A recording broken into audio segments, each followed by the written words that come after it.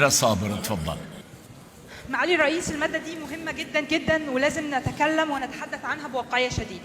النهاردة معدل المتوسط لتضخم الغذاء محسوب السنة دي متوسطه 28% تضخم، يعني تلت طبق الرز طار، تلت أي حلة طارت، تلت أي رغيف طار.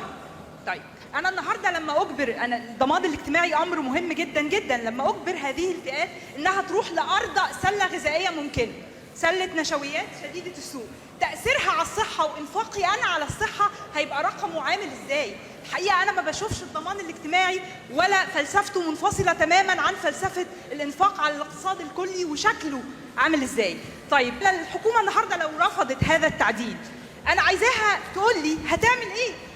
حقيقي هتعمل ايه؟ المواطن اللي في الاخر بيوصلوا نفس قيمه الدعم اللي بتتضاءل، وده مش سنه، انا بقول لحضرتك انه التلت طار في سنه واحده. طب لو بنراجع يا معالي الرئيس كل 3 سنين هذه القيمه، في الاخر هيبقى الرقم عامل ازاي حقيقي؟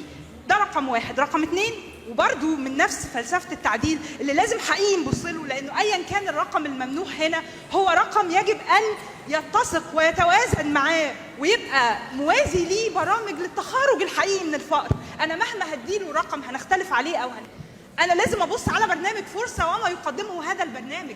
اي رقم هنا هيدعم سله غذائيه فقيره، هيدعم في الاخر الحقيقه حد من الخدمات غير لائق بفلسفه هذا القانون التي تهدف في الاخر لتخارج حقيقي من الفقر. ده اللي لازم نسال عليه.